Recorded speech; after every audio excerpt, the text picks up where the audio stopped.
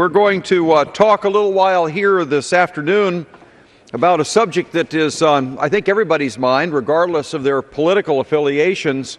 And the more we look at it, the more significant it seems to be. In fact, the more frightening it seems to be, and that is the simple situation with our economy and the level of what the government is doing in the spending money department.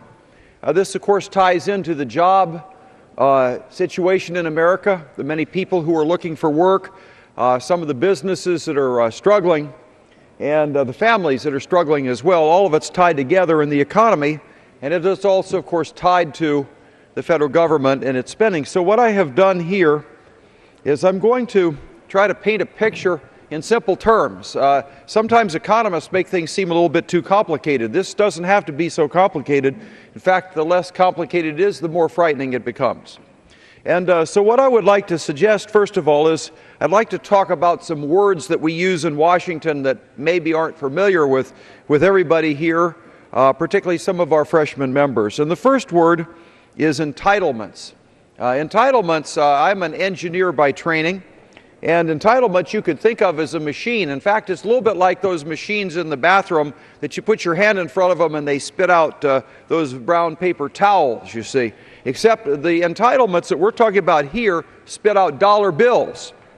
And what happens is a legislature, maybe 30 years ago, created some bill which automatically gives money to certain people that come and put their hand in front of the machine. And these entitlements, the biggest ones are Social Security, Medicare, Medicaid. Those are programs that have been around for quite a while. But they're a little bit like that if you think of them as something that spends money automatically. So those of us here on the floor of the Congress, we talk about whether we're going to fund this or fund that or how we're going to run the government. That these things were created a long time ago, and they just keep on running and spending money. And those are called entitlements. Now, there's another thing that's like the entitlements, and it's the interest on our debt.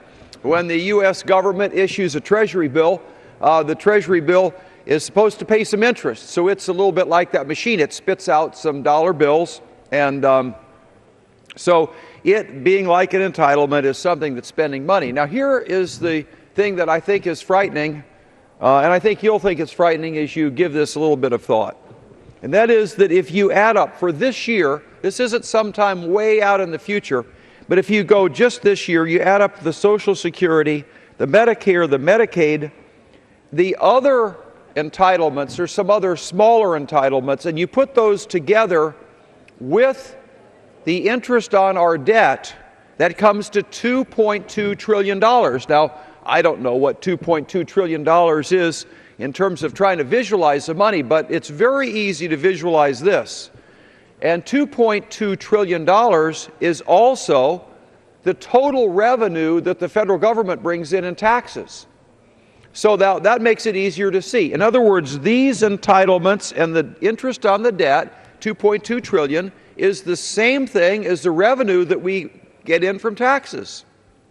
Now, why is that frightening? Well, it's because it doesn't include two other things: the defense budget and the what's called non-defense discretionary. So what are these two things over here? Well, the defense budget's pretty obvious. Obviously it's tanks and airplanes, it's ships, it's men with rifles, and the national security. And that's a piece of that. You can see that's almost $700 billion. And then non-defense would be things like the building that we're in. Be the Capitol building, it'd be the federal parks, it would be the federal prisons, it would be the Department of Energy or Commerce or Justice or Education, all those different government things that we spend money on, that's in this non-defense. So in other words, if you want to balance the budget, today, what do you have to do? Well, what you'd have to do would be cut defense to zero. Not one soldier, not one rifle left, not one uniform. Cut that to zero. That's not enough. Then cut all the rest of the stuff the government's spending money on. Close this building down, close the Capitol down, close the Senate and the House down, close down the federal parks, close down all of those different departments of commerce, justice, and education, and energy, and all those things. Close them all down. When those are all zero, you now have a balanced budget.